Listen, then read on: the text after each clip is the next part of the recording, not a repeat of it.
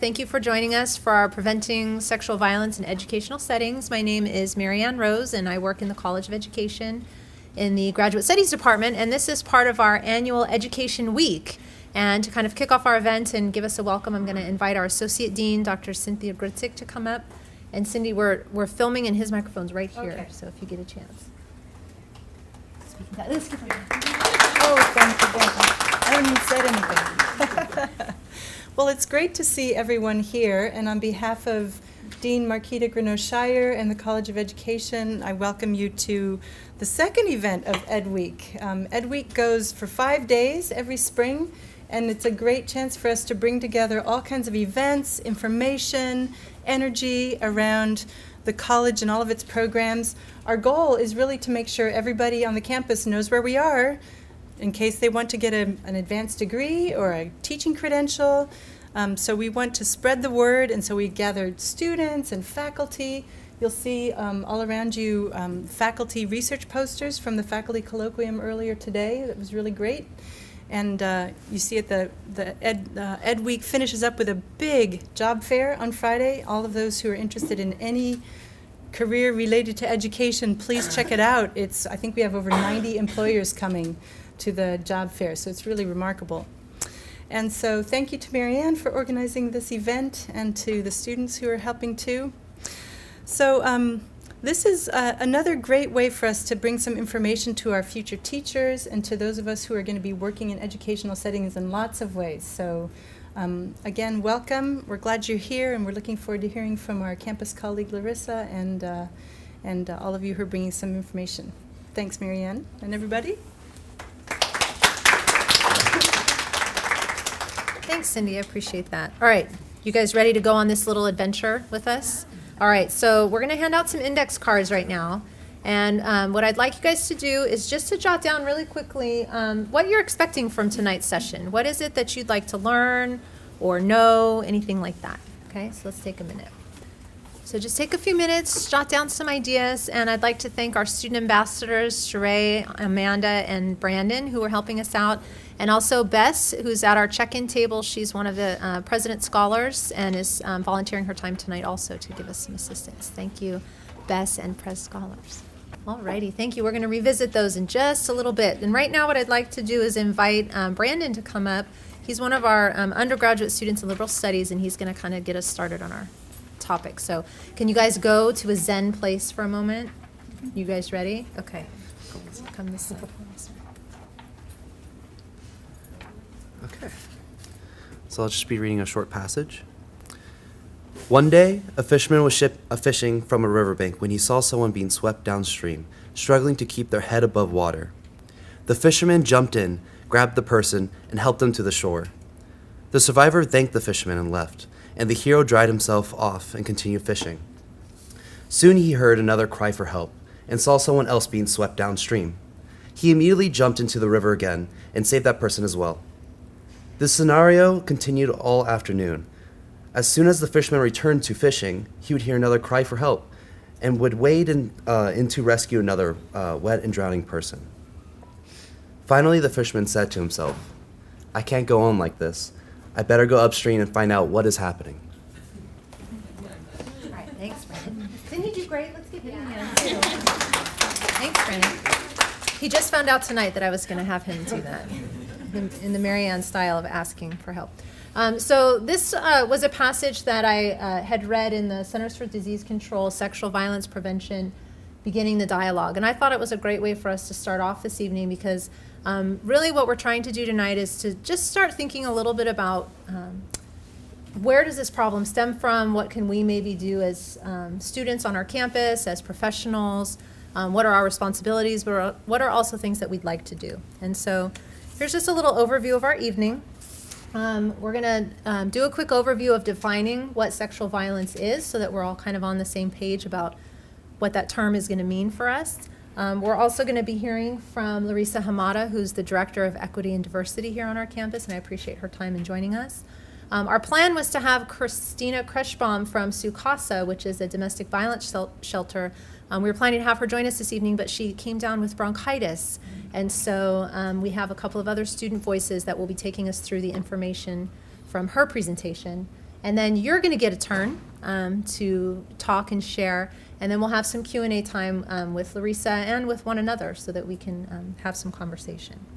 All right, does that sound like a good plan for everyone? I was glancing quickly through your cards. I think we're going to hit on a lot of it, but we might need to get to it in the Q&A time too.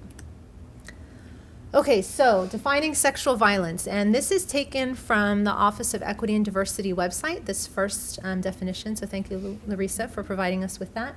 And basically this is physical sexual acts perpetrated against an individual without consent or against an individual who is incapable of giving consent. And there's a more lengthy definition that describes what this incapable might mean, but this is just a summary.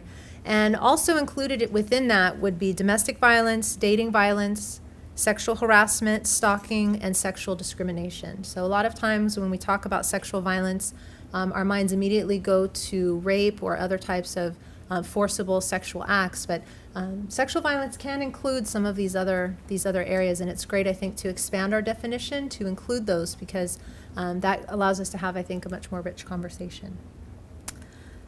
Some of you may have heard that there was a report that came out called Preventing Sexual Violence on College Campuses, Lessons from Research and Practice, and they talked a little bit about some research that they had done surveying a lot of different research studies across the United States.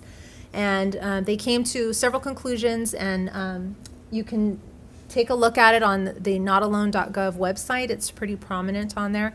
And this is lifted pretty much directly from that, just a few excerpts for you. But as we all could expect, it's a serious and complex problem. And that's not just something that we all say, hey, it's a serious and complex problem. That's supported by research that has been done. Any type of intervention program should be based on the best available evidence. So when they're recommending interventions for college campuses, we want to look at what evidence is out there.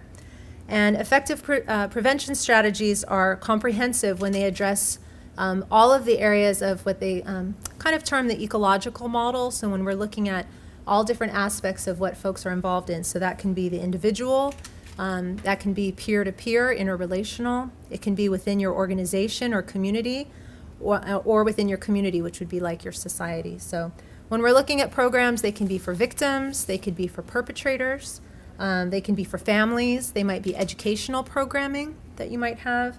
But just keep in mind that there are legal standards, that there's laws that are affecting each of these areas. Different professions might have different standards. So for example, health professionals have certain standards they need to meet. And then as educators, we have certain standards that we need to meet. And so one thing I just want to preface for tonight, and that I appreciate my mentor pointing out to me, Dr. Pavri, is that if you do work in an educational setting, you will have your own reporting requirements at your school or at your district. So this is not meant to supersede any of that. This is just an ongoing dialogue and conversation. And we can talk about situations you guys might have at your different schools or things that have come up and kind of brainstorm together, but you'll always want to keep in mind maybe what you have as requirements for your particular school. Okay, so what works at a college campus, right? We all are here at Cal State Long Beach. We want to keep this a safe place. So how many programs do you guys think have been proven in the research that work? How many do you think are out there? Just a guess. Oh, they're all students, so they're unwilling to hazard a guess that's not established by research. I appreciate that. Less than 10? None? Do you think any of them are actually for college students? Yes? No? Okay, interesting. So according to this study that came out, there are only 2 programs, and they're for middle school students that have been proven to be effective. And so those are going to be programs called Safe Dates and Shifting Boundaries. Again, on the notalone.gov or on the CDC website, you can find more information about each of these programs. But for college campuses, it really hasn't been unpacked completely yet. That's not to say, though, there's not lots of great potential out there. And the study identified some promising practices, including what we have here. So building relationship skills, organizational policies or practices that improve the safety or the climate, which I think Larissa can speak to a little bit today. Addressing social norms and behavior, which all of us know is not an easy thing to do. And then training student bystanders to intervene or speak up against violence, which I think is something that is a very promising practice that we might have. So here I'm going to drop the bomb and just ruin my whole presentation right now. You guys ready? So what doesn't work? Brief 1-hour educational programs focused on increasing awareness or changing beliefs. They are not effective at changing behavior in the long term, okay? So I just want to put that out there right now, because as part of a comprehensive strategy, it can be effective. But whatever happens here tonight, this is not just like, we fixed it. These 25 people that are here right now, we're going to just all be ambassadors to fixing the problem. We're all going to work towards that. We're going to help others in our lives realize that. But this is a serious and complex problem that will be an ongoing conversation while you're a student here, when you're an alum, when you're a professional, all of those different things for you. Okay? So let's talk a little bit about Cal State Long Beach response so far, and I think some of the responsibilities that you guys have as students, and I am so not the right person to talk to you guys about that. And I have someone here who is. You guys want to meet Larissa? You ready? She's pretty awesome, so let's give her a warm welcome and say hi. I'm Larissa. I'm the Director of Equity and Diversity. It's very nice to meet all of you. You know what would be really helpful is if you can give me a little context. I'm going to take this giant iPhone off. This is the iPhone 6 and it's huge. It's like a pad. Just if you can provide me with a little context about the type of work you're hoping to go into, and that'll help me kind of zone into my little bit of my presentation. So how many of you are going into K through 12? Okay, so let's maybe minimize it. Elementary school, let me try to see if I can get clarification. Elementary school, okay, good. Junior high? Junior high, okay. High school? High school, okay. Anyone hoping to go into college administration or is here from college administration? I see, okay, great. Do we have staff, do we have faculty as well? Okay, great, okay, perfect. Wonderful, that's helpful for me to kind of understand. Is there any group that I may have missed? Okay. All right, so hopefully this can be more of a discussion. I'm going to share with you what we do here at California State University Long Beach, because that's what I know and that's what I could speak to. I'm not familiar with how elementary schools, high schools, and junior highs manage. The number one thing to keep in mind is if you're planning on being a teacher or an administrator in any of these areas, and Dr. Pavi's statement is very correct, you want to make sure that you're following the policies and procedures of that particular institution in which you're currently working or volunteering at. So that's usually where universities, or I should say institutions, get in trouble, is they start veering off into their own little world, handling everything a little bit differently depending on what comes through the door. So number one, always make sure you follow your policies and procedures. Okay, all right, yeah. Oh, yeah, great, thank you. I'm going to just go through a little bit of this legislative stuff. There's a lot of information in here. You don't need to know it all. Basically, what I'm sharing with you is what's hitting for our higher education areas, just so that you're aware. So Title IX of the Educational Amendment actually is a federal amendment, and it also impacts K through 12 as well. And it basically has been around for 40 years, and it is basically saying that any student who is attending a educational institution should have fair and equal access to the programs, activities, and benefits provided and services provided by that institution, irregardless of their sex, sexual orientation, and gender. Okay, so that also includes transgender, LGBTQ as well. And it's been around for 40 years. It's been around for quite a while. Where we've seen this mainly happening as far as enforcement in the last like 10 or 15 years was more in the genderedized programs. So your men's baseball team and your women's softball team, and making sure that they have equal access to equipment and those types of genderedized programs, or maybe your men and your women's dorms and locker rooms, okay?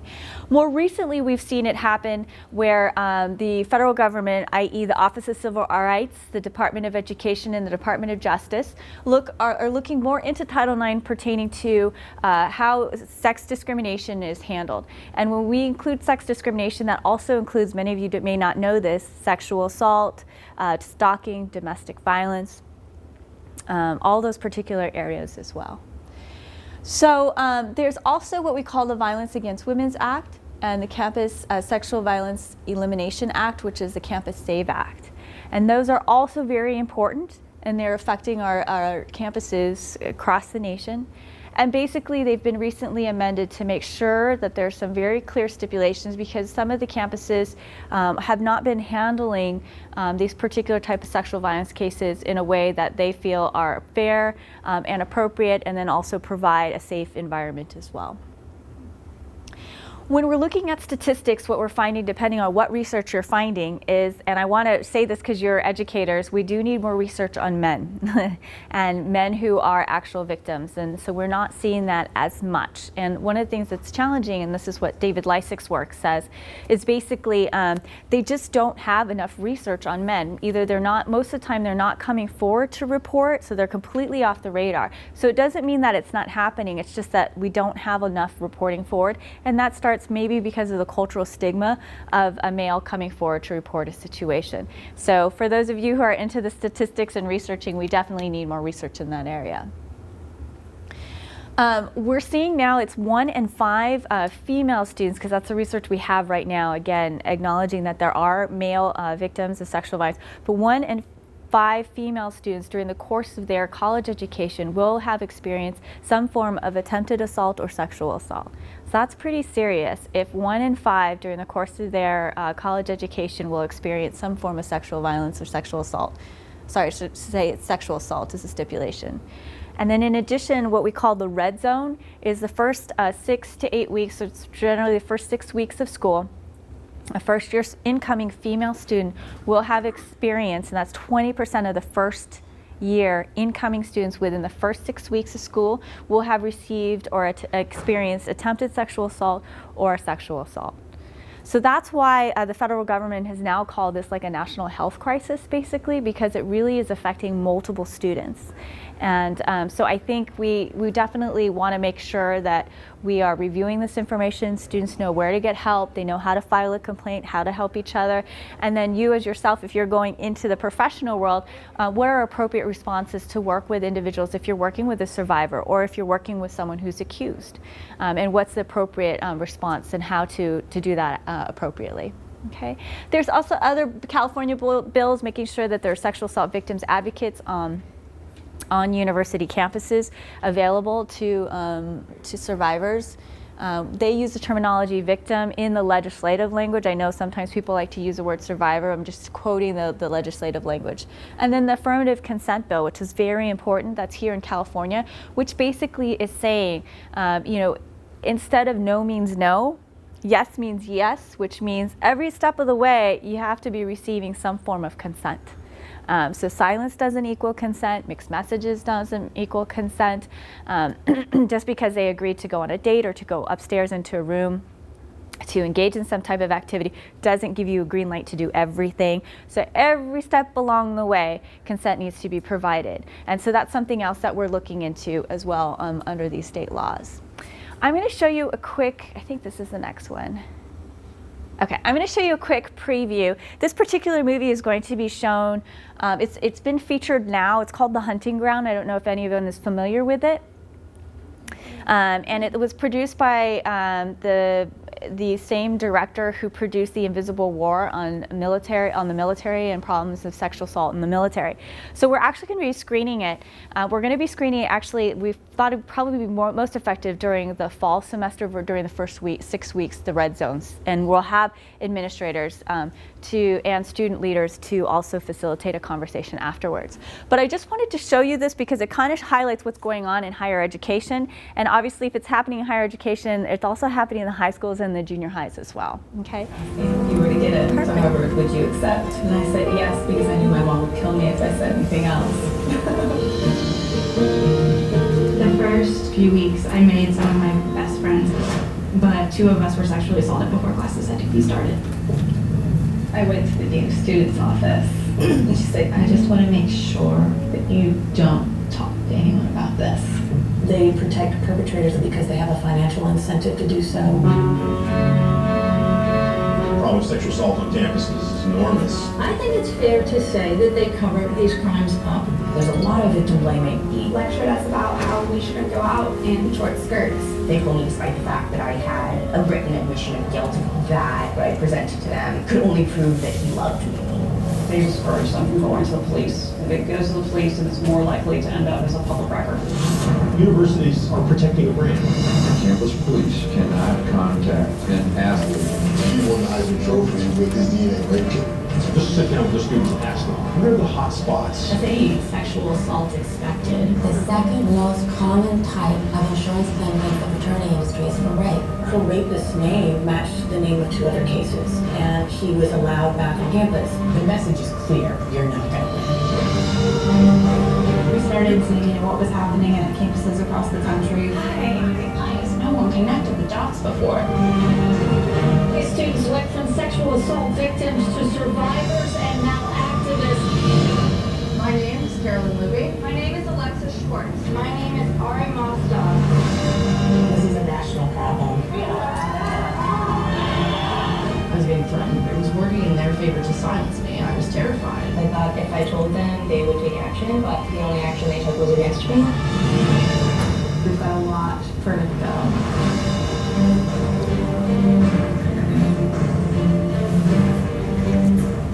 So I shared this preview for you because many of you are going into education, and it is a fascinating documentary. Actually, a lot of, the Chancellor's Office, myself, and a bunch of Title IX officers, we all kind of crept into a movie theater to watch this documentary together. So these are some actual live cases. You saw highlighted Occidental, which is in Los Angeles. You saw UCLA, UC Berkeley's in there. There's a lot of different campuses, and many of them are here in California, that are actually on a list of being investigated by the federal government through the Office of Civil Rights because they felt that their cases were mishandled. So I'm going to go through a little bit about what we do here in higher education. You can kind of keep it in your mind, but always remember that you want to follow your policies and procedures outlined at your institution, wherever you end up working. Did you have a question? Well, just a comment. As an elementary school or a high school teacher, as a public school teacher, you have to follow the mandates of the state, not your district. Yeah. And that overrides. You have to do those things. Good point. Yes, thank you. Yeah, please speak up if there's something that comes in, because like I said, elementary school and high school and junior high are not my areas. But in some situations, if you're in those institutions, I'm going to also just pass around so that you can see this is our university posters. You'll be seeing them all around our campus because we don't want it to be a secret where students can go to get help. So I'll just pass these around too so you can just take a look. So one of the things to keep in mind is sometimes what also happens, as Dr. Ham has brought up, is the thing to keep in mind also is if you're working with minors, right? So you're working with someone under the age of 18. That is considered a minor, and legally it's considered a child.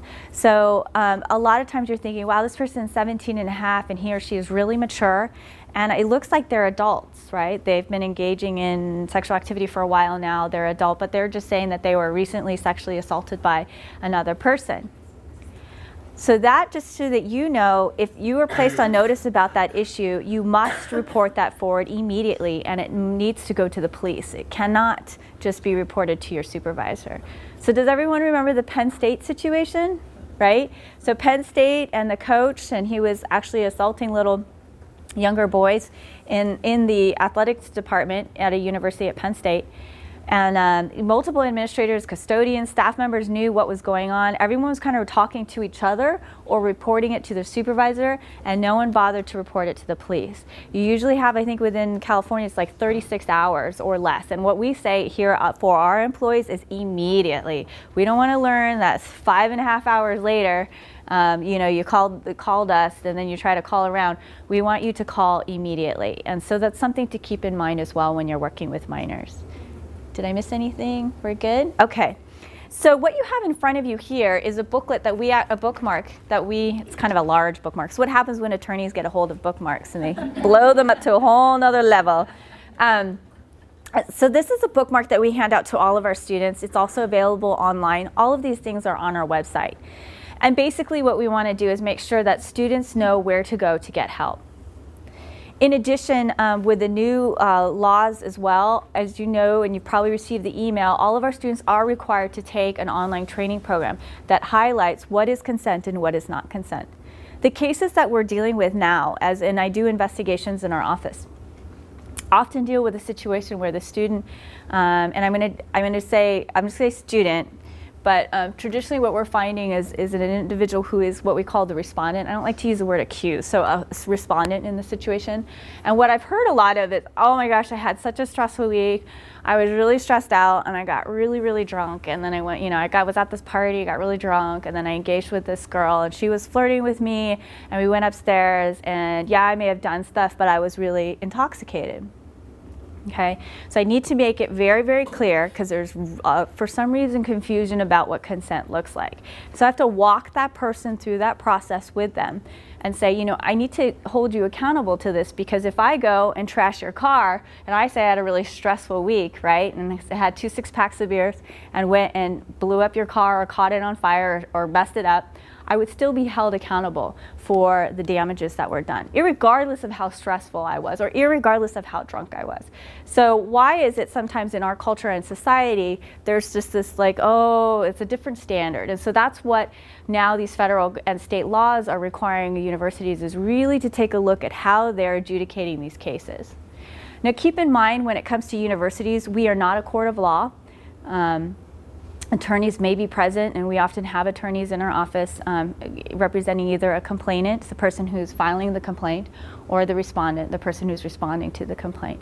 But we're not a court of law. What we're looking at is our policies and procedures and the standards that are set up. So I'm going to move a little bit into what our process is, but prior to going into that, I'm kind of dancing all over the place, is what we do as a survivor-centered approach, okay? Because as you could see in the documentary, people were saying like, bad things happened to me, someone told me I shouldn't tell anyone, you know, it's confusing, we had to have a protest to get clarification. So let me clarify. If you're an administrator, a teacher, or advisor, or someone who is, you know, helping students, and someone does say to you, you know what, something happened to me and I don't really know who I'm supposed to go to for help. Just keep in mind also, if you're a teacher or an administrator, you may be and most likely will be a mandated reporter. Okay, so you've got to report all these things forward. So what I usually say to someone is, say, first and foremost, you've got a live person here, right, with live feelings. So you say, I'm here to support you. And you know, just so you know, I'm going to make sure you get the right resources. I may have to report this forward to my supervisor. The information most likely is going to go up. It's not going to go out, right? It's not appropriate for you to share it to your entire class. It's not appropriate for you to share it to the rest of the school, right? It's going to go up to the next person in the supervisory line. And what's most important is sometimes there will be trauma involved.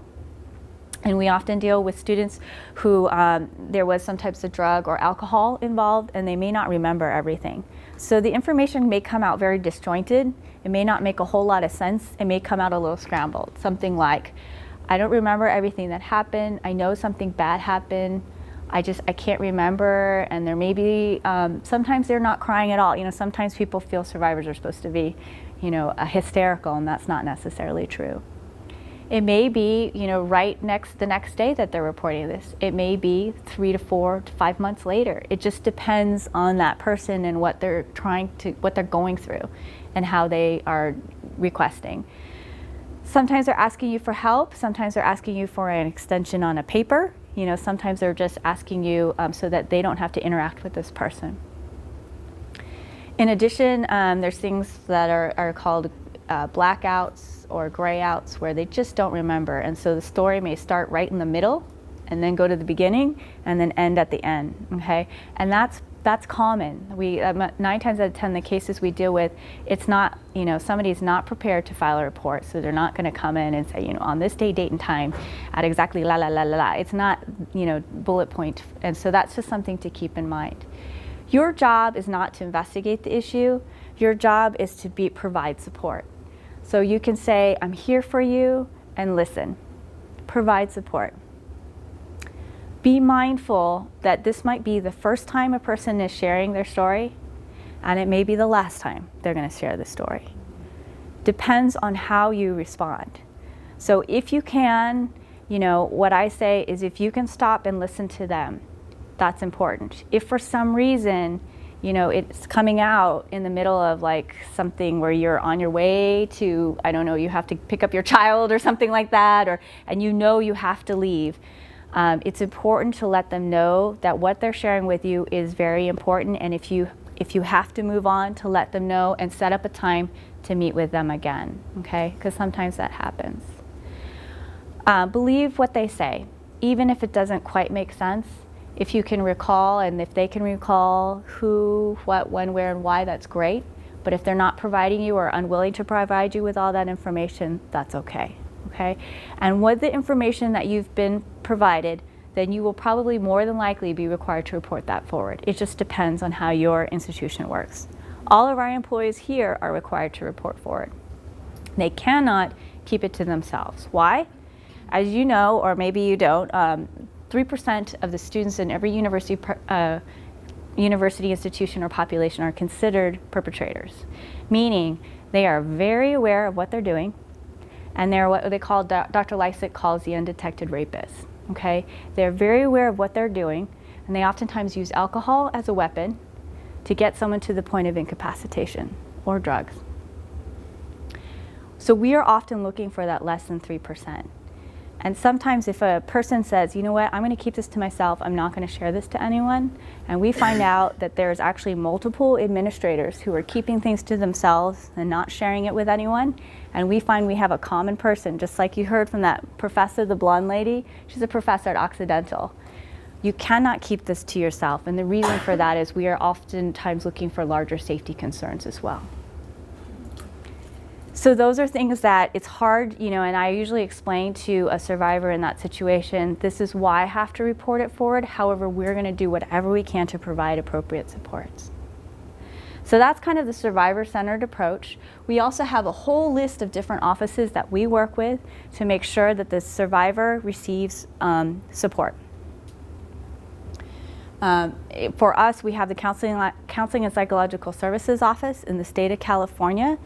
If you're speaking with a licensed clinician during a formal clinician hour, not when the clinician is going to get coffee or going to the bathroom, during a formal clinician hour, it is considered confidential. It's not appropriate for the school to ask that clinician what's going on in those sessions. Okay. We also have a disabled student services office. Sometimes you've got trauma and the student has PTSD or something, depression, and they may need a little more time on their test or their papers. That's their office will diagnose and not diagnose, but provide the accommodation information. I, as an investigator, do not do disciplinary action. I can recommend disciplinary action, but we actually have different offices like judicial affairs for our students, human resources and faculty affairs for our staff and our faculty. Okay, so that's a little bit about the survivor-centered approach. We also can put in place interim measures, which means like this person can't be in the same classroom as the other person, okay, or this person can't be in the same dorm or residential life as building as this person, okay? And according to the federal laws, you don't remove the complainant, because that was one of the large cases that they've seen repeatedly, is the complainant was pulled out of class. You usually re-pull the respondent, okay? And this is tricky because we're right now in legislative whitewater, and things are changing. Respondent gets pulled irregardless if they're found guilty. During the course of the investigation, you pull that respondent immediately. So that could be really detrimental. So you've got 2 upper division students taking a science lab that's only offered in the spring semester, right? And they're about to graduate, and we have an assault case. We may have to pull that respondent out. So that's a tricky dance that we often do and try to figure out how to do that appropriately, okay? So those are the interim measures. That's a survivor-centered approach. In addition, we want to also make sure that the respondent is receiving equal access during this time, because we honestly don't know what happened, right? We have to investigate it. And we may have the wrong person, or it may not be true at all. You know, there's a small percentage that sometimes they're not true, but I don't want to put that out there because we don't want people to be suddenly suspicious. But we want to provide the same supports and information to respondents. It's stressful. Being accused of sexual assault, very stressful. During finals week or right before finals week, and we've seen respondents just do a nosedive with their grades and just completely check out. So support is very important. Counseling, psychological services, all of those things are important as well, okay? So that's kind of where I encourage you, where you can, to know who your team members are. So prior to an issue or an event happening, not during is what I would recommend. And hopefully your school will be providing those trainings for you, okay? So when we go into the investigatory process, thank you. What's that? A couple more minutes, yeah. Okay, so when we go into the investigatory process, these are some things that we always say. And this is more the, the incident comes to you, you talk about confidentiality, you report forward, and you can refer forward to appropriate resources. I'm going to push to the next slide. Okay, this is just the same tag word. I'm just cruising through this. Okay, and keep going. Keep going. Okay, so the investigatory process is basically what it means is we pull the one party in, we pull the other party in, we look at appropriate documentation, we look at witnesses, we review all of it, and then we just, for our standards, it's the preponderance of the evidence. We don't use burden of proof. That's the court of law. Preponderance of the evidence is looking at all of the information presented. More likely than not, this did or did not occur. Okay, so it's like a kind of a balancing act is what we look at. And that's what the investigatory process is. Some people choose to have an investigation through the university or the school. Some people choose straight to go to the police. Some people choose to do both. And both is a part of the resources and rights available to our students. Okay? Some people choose not to report at all, but just to access the resources through counseling, psychological services, disabled student services, and our sexual assault victims advocate, who's in our health center. Yes? I think that's an important point. Does you and your office help somebody make that decision about whether to just keep it at a university level or to go beyond to the police? That's a great question. Yeah, we often talk to complainants because sometimes this is the first time they're going through this and they don't know what to do. So we explain kind of what the difference is. Sometimes they think if they talk to us, they're talking to the police, and I'm not the police. So we provide information and let them make that decision as long as they're the age of 18. If they're 17, I have no choice. I got to report that forward to the police. So a lot of times people go to the police because it's completely confidential, right? And they want to really see this person, see if there's a way to really have some serious penalization on them. Police look at the California Penal Code. That's a whole different standard, and it's a much higher standard. So a lot of times students don't know this, but if they have an attorney or they're working with a family, families often want to work at the university level because our thresholds are a lot lower. And we're looking at university policies, not the California Penal Code. So those are things that happen, and sometimes, like I say, they choose just to go through the university police, and sometimes they choose to do both. Yes? If the person is found guilty through the university's investigation, do they still get incarcerated, or only if they go through the police? Only if they go through the police, yeah. And so we explain. University level. Yeah, so if we do have a case, let's say it's a sexual assault case, we're often looking, and 9 times out of 10, we're looking for intoxication versus incapacitation. So if someone is incapacitated, we don't have consent, right? Because they're passed out or sleeping or something of that nature. If we find that we do have a case where a sexual assault did happen and there was incapacitation or no consent, the person said no, no, no, right? Then in that situation, more than likely, we're looking at expulsion. Okay, so it wouldn't be expulsion from just our campus, it's expulsion through all 23 campuses. It's a very, very serious disciplinary action, so we need to be very clear when we do that investigation. You can't just expel. That's the problem that we have with survivors is just expel me, expel this person. I don't like this person, expel them. You can't do that because your investigation needs to be able to stand up in court. If you don't have that, it could be very difficult. So. How does the affirmative consent come into play? Because does the university then not follow the affirmative consent? We do. We do follow affirmative consent. We follow our executive orders. So the new executive orders that are coming out, I believe, in a couple of months, will have all the new affirmative consent. Because we're not really qualified to read all the different laws and how they play together. That's where our campus council will do that for us, and our chancellor's office does that. But we do look at affirmative consent and how that interplays to the best that the executive order articulates that now. Who does faculty refer forward to? Right. So faculty would refer forward to my office. Okay. Yes. And if you could report forward to my office and then refer forward, a lot of times faculty may not know where to go, and we'll make sure that that person gets the right resources, even if they're the respondent too. Sometimes we have students who tell the faculty member I'm a respondent and I'm not making it in my class, and we'll try to figure out ways, if appropriate, to help that person as well. Okay, any other questions?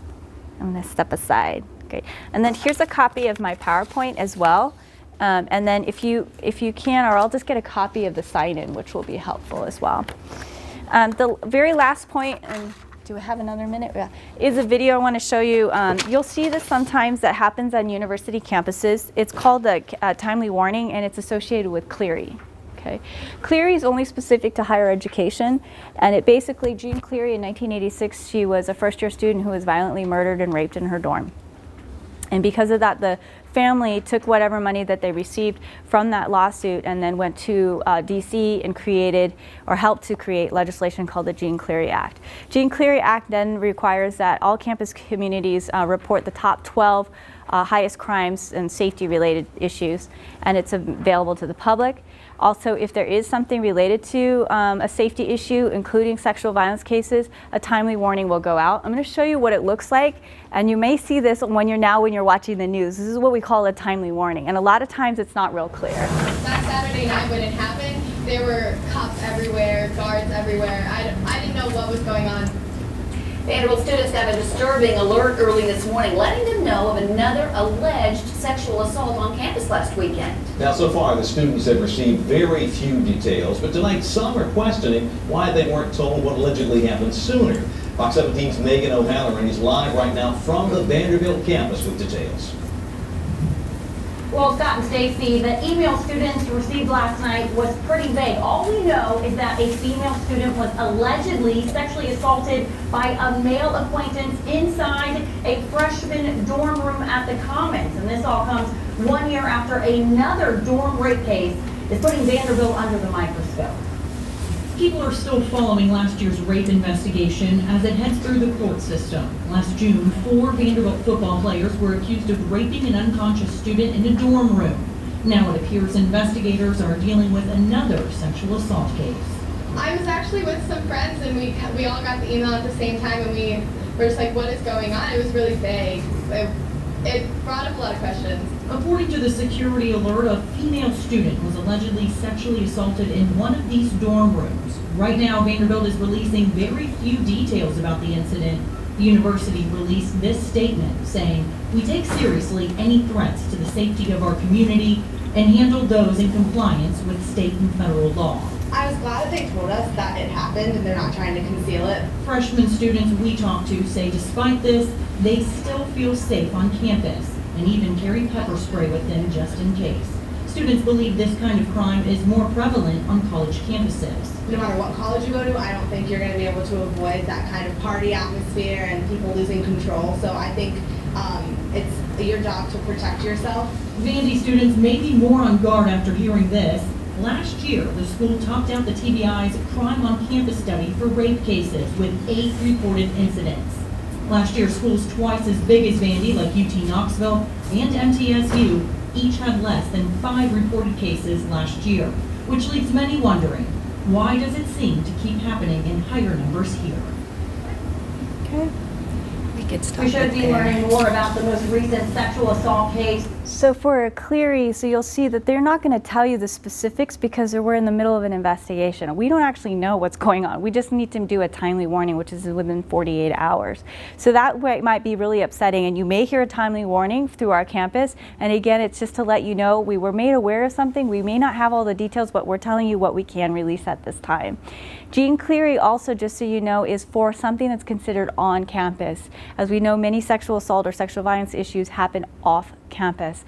And if it's not associated with the university, then under Jean Clery it would not be reported. So that's where a lot of confusion occurs as well. So that's a little bit about how we handle it here on our campus. And then I know I'm a little bit over, and these are our university resources as well. Thank you.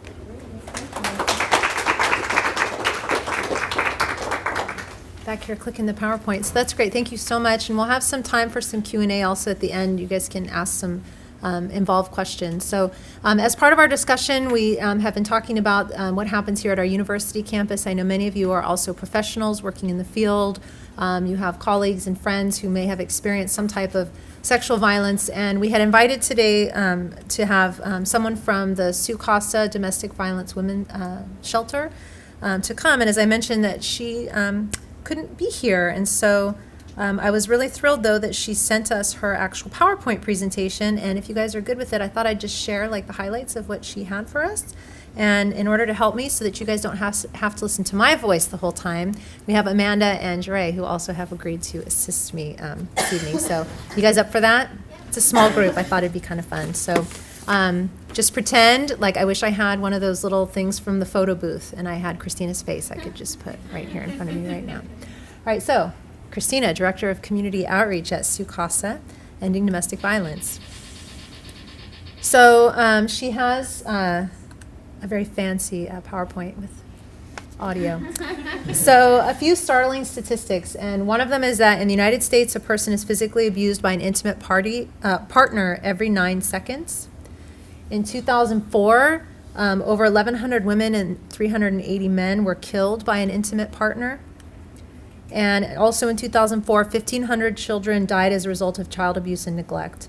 And that's more than 4 children a day. So the statistics are a little bit on the older side, and as many of you know who do research, it's just based on how quickly it can come out for us to see. So let's talk a little bit more recently what that local impact was. And so in 2011 in California alone, there were over 150,000 calls related to domestic violence, and over 60,000 of those calls involved severe domestic violence or use of a weapon.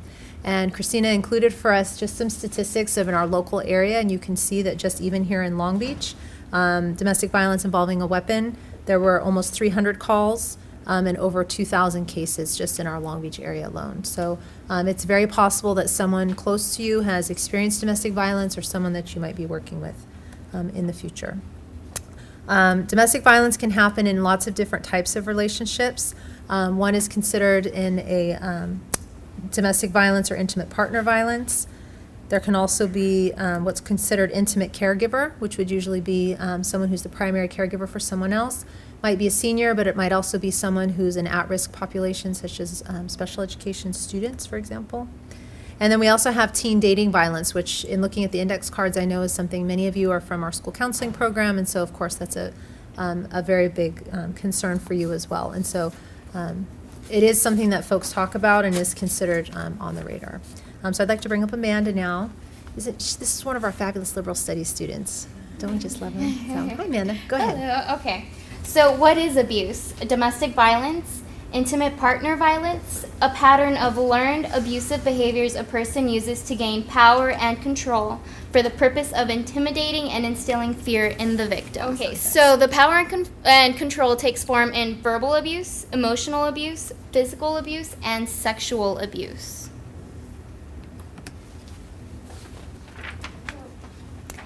And why do they stay?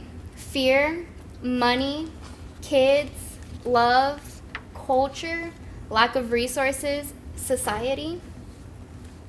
And some warning signs and emotional impact. Partner never leaves him, her alone. Requires check-in calls. Victim is withdrawn from support systems. Learned helplessness versus problem solving. General fear, depression. Learned manipulation. Work suffers, absenteeism, self-blame, abuse of alcohol or drugs.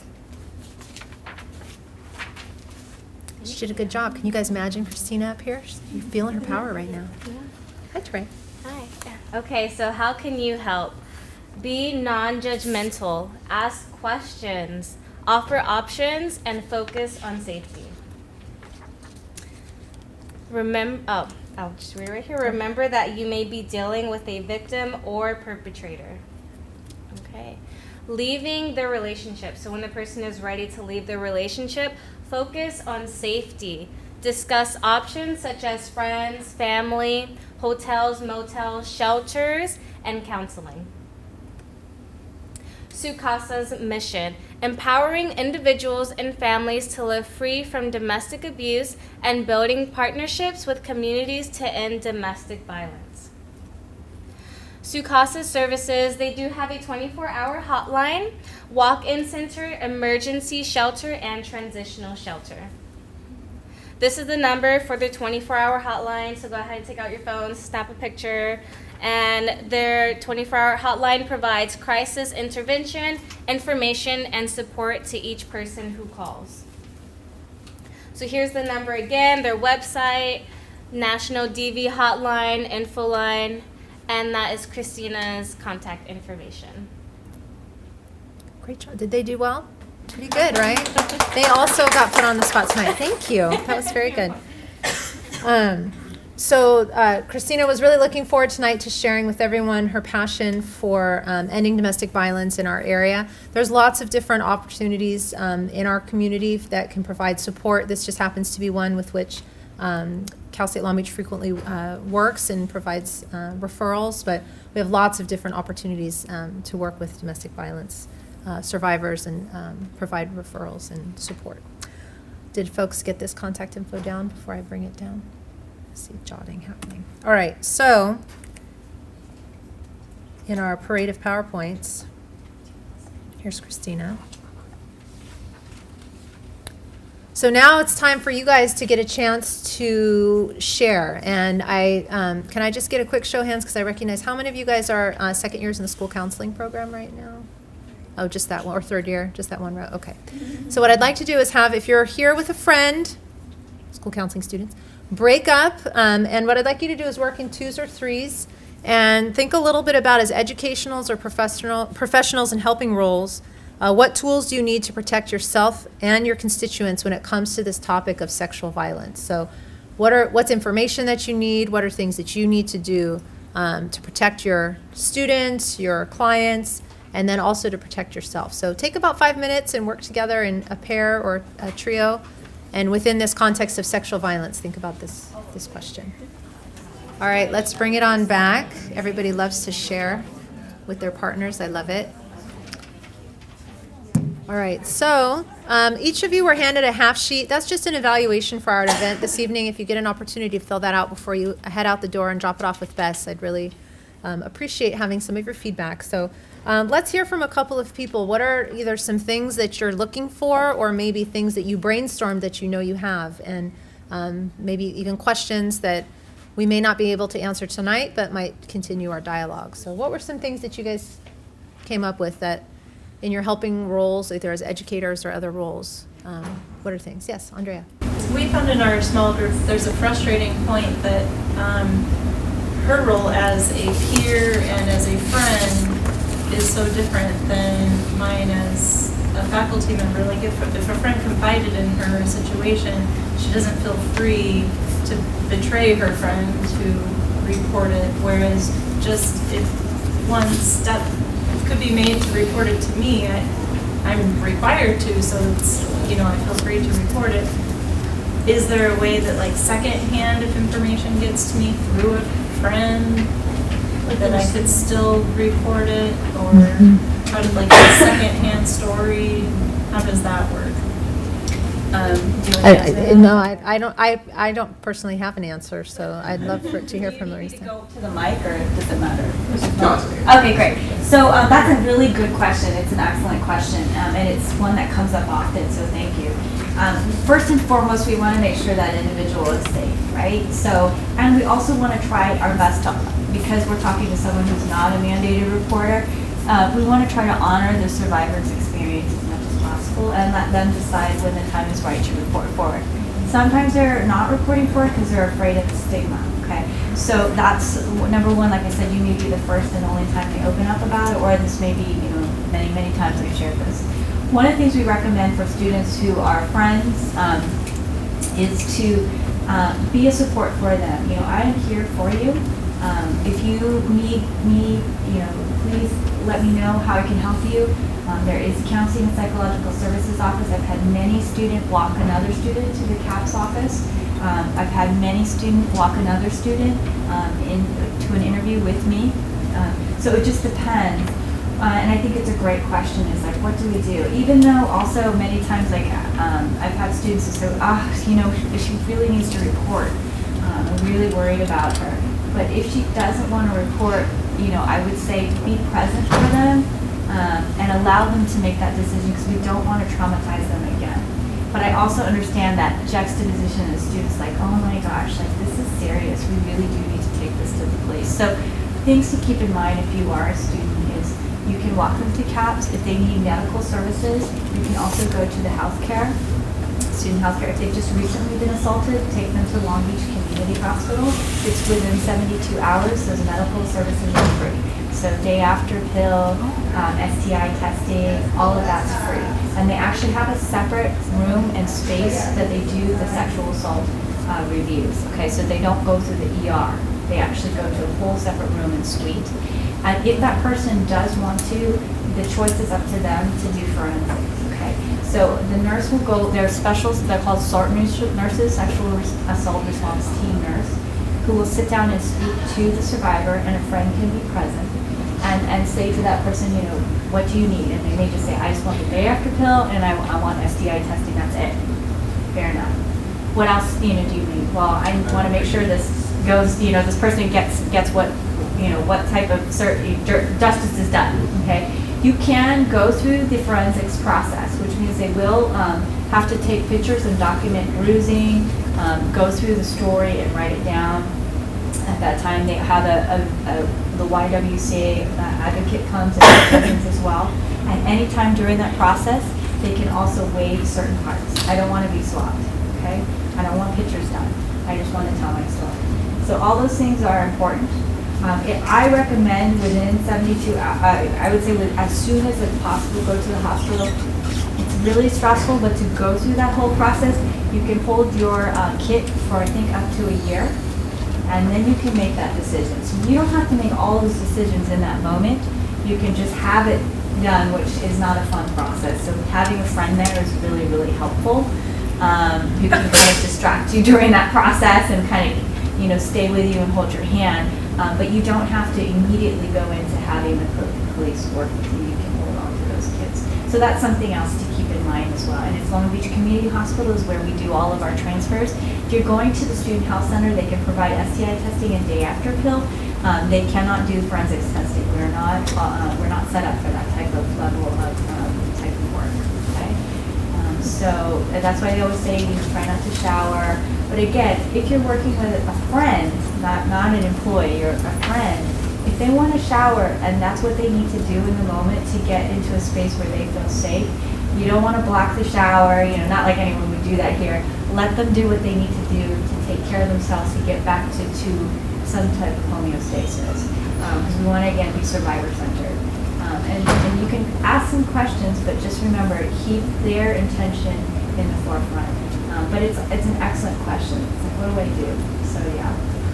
If you do report it to an employee and it's third hand, so if a friend reports it to Marianne or Dr. Ham, Alyssa, or one of the employees, they must report it forward, even if it's third hand, and it must come to my office. Okay. So and even if the complainant does not want it to go through, it will come to us, and we will need to notify. However, it's hard for us to do anything if we don't know the name, we don't have any email address, we have no idea. It's just someone in the College of Education. There's very little we can do with that. Yeah. It's a good question, excellent question. What other things did you guys talk about in your group on this? I actually really like this bookmark. I wish this was part of freshman orientation when I went through SOAR. And I wish that the field trip, the tour, focused on showing this is a resource that you can utilize if you need it. Instead of, this is the science building, this is going to be your home. Like, I don't really care. We can figure that out first day of class. But to say, here in Boatman Hall, there's a counseling center and there's a disabled students resource center for you. I wish they'd focus more on that. I mean, I'm going to go find them and complain. You can just see me. I know you can. Not on about complain, but I know the person who works on that, and I'm sure would appreciate some student feedback. That's something. I actually work for SOAR, and I think that's super great. And I'm going to be working for them again this summer, so I will definitely let them know that. I know it is part of our tour. We do say this is the Office of Equity and Diversity, where you can do blah, blah, blah. But not all of the SOAR advisors do that because the tour is so extensive. And we usually focus more on that for our transfer students. Focus on sexual assault for transfer students. So that is a great point, though. And I would definitely. Yeah, like the red zone, especially for freshmen. Yeah. And that would be great to give them those little, like, a bookmark just to let them know So, thank We can do that. The bookmark is on the flash drive for all the students. They were saying that they were trying to get away from handing out too much paper, but I think, I may go back to the director after your feedback because, the flash drive has tons of information on it, right? So, I may go back to the director and say, well, we really do on this topic may want to give a bookmark out. Do those go just to incoming freshmen or transfer students also? It goes to everyone who is considered incoming, so first year and transfers get the flash drive. And they get the video too at the beginning, but it's like the video on top of like 500 other videos that are playing. So it's really hard. So that's why you'll see also an email that's going to be going out in the fall during that first 6 weeks that will go over Title IX, but it covers like everything and it covers all the legal requirements too. So it's kind of a long email, but all of those are going to be coming towards you, as well as all online training programs for students is going to be coming out in the first 6 weeks of school.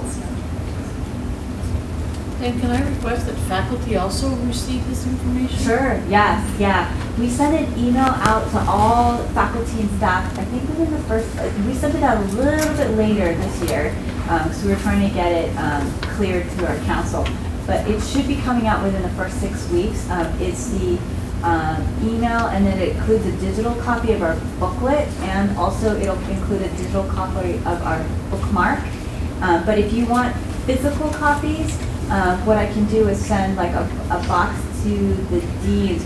The only way we can do it is we have to do a master mail through payroll, and it's an interesting experience to see how we can do that. So, but we can send, and we do send copies, like we can send copies to the deans to see if they can send to the chairs to send to the faculty. Yeah. There was a hand in the back. Oh, it was me. I was just gonna say I don't think that parents get the flash drives, like they're only for students. So I know like I've asked like how to get information to the parents. So I think hard copies can still go to parents. Okay. Yeah, I think we're working with Jeff Klaus on like a letter that goes to the parents. Oh, cool. And I think one of the initial concerns with these big universities is like, they don't want the first letter to parents to be about Right. But at the same time, you want to inform them, like, it might be that they call their mom, or their dad. Right. That's the first person they talk to. So telling them, what their rights are and such, that's also important. So yeah, that's a really good point. And I think now, before there wasn't even a system to track parents, but now I think there's actually a system now in place to track parents. So that's also important as well. And any last group, anyone else want to share on this particular question? Anything else that came up? Okay, so I thought maybe just, maybe we could share a little bit just together, since this is all on our minds right now, is as members of our campus community, how do we promote a culture of caring and sexual ethics on our campus? So does anybody want to, right out of the gate, have a couple comments? Do you guys want to work in your pairs again and talk? Usually in a group of educators, you guys are all ready to go. But I mean, we're here, right? There's a dozen of us here. What can we do? What's our responsibility for these kinds of things? Yeah, Well, it was my question, what is our responsibility? But I'm thinking back to the little video clip and what we all knew about SAE, sexual assault expected. And this has been known for years and years and years and evidently accepted. And once that new video came out, which was horrible, the whole racist rant, now they're closed down. But sexual assault seemed to be okay, and rape seemed to be okay for many, many years. And I'm wondering, what can we do to change that kind of attitude, and not necessarily on our campus, not that we're pure, but it's kind of pervasive in society. Yeah. But it doesn't mean I can give up on it. Right. Yeah, I think the prevalence of rape culture often happens where people sort of, I don't know, maybe media, it's kind of confusing. Like you'll see in movies where, the person is saying no, but it's considered like, oh, he or she is not, or we'll talk about masculinity, is not a man enough, they don't keep pushing, right? So there's a lot of these mixed messages. We're starting a men's initiative program, and we'd love to see men be involved in being a part of the solution, because one of the things we want to avoid, and I was noticing in my trainings, is that it started to come out like all men are perpetrators, and that's not necessarily true, right? Where all fraternity men are perpetrators, and that's also not true. So we want to also include that that we want to make it inclusive and say that sexual violence is an everybody concern. It's not just a women's issue, right? And also men should and will be a part of the solution, and men are also can be victims as well. And then also looking at the way we perceive masculinity and really kind of bringing that into kind of investigation as well to kind of bring more openness to it. So we are also going to be training. This is going to be an exciting challenge. A lot of campuses like have 600 Greek students.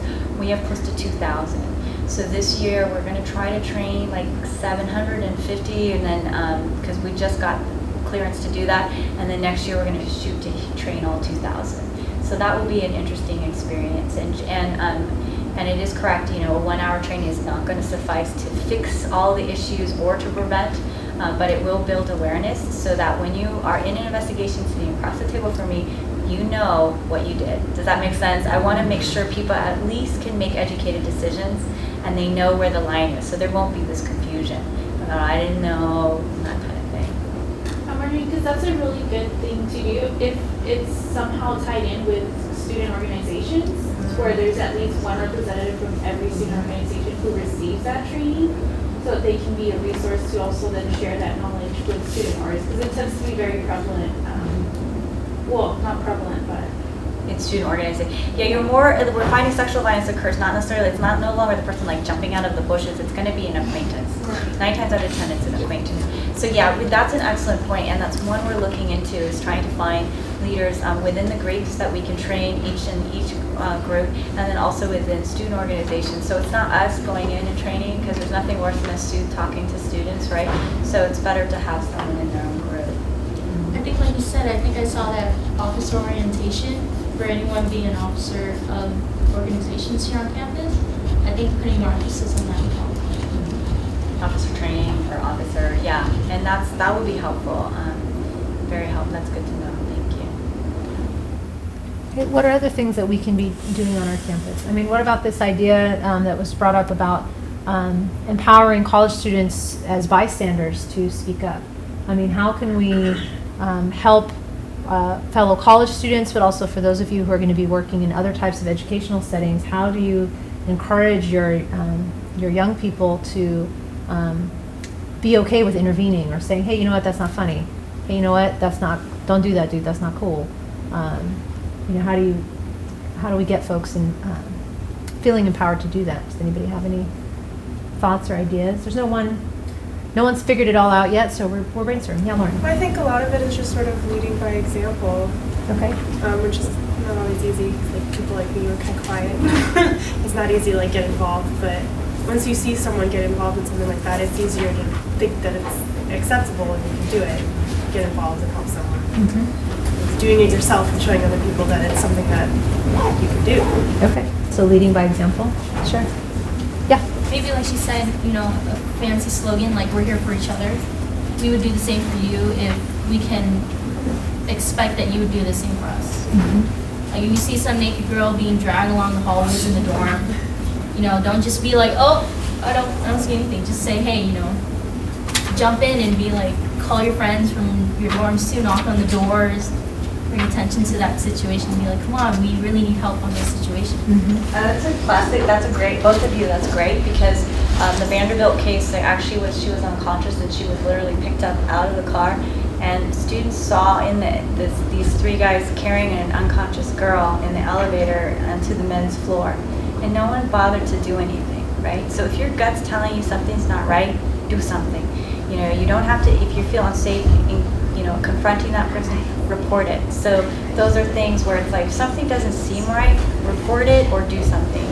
Distract, you don't have to like confront them and say stop. You can say, hey, why don't you come over here? Or, you know, there's different ways for bystander intervention as well. There's a great graphic, The Pyramid of Hate. You use that one? No, we don't. I guess we could. That's a good point. We might need to look into that. But it helps show how a simple act can escalate into violence and genocide. I use it in all my freshman courses. Yeah, that's true. I actually have. I use it in diversity stuff, but I haven't thought of it in. That's interesting. Thank you. That's That's great. Well, I know folks are heading out for their 7 o'clock class, but just a quick nod to that there are plenty of campus resources, as Larissa mentioned. Most of our campus resources, if you go to cslb.edu/ and then the initials of that office, you can get to their website. So I've just listed a few here for you guys. So thank you so much for coming this evening, and if you get a chance to fill out that evaluation, again, thank you, and thank you, Larissa, so much for your time.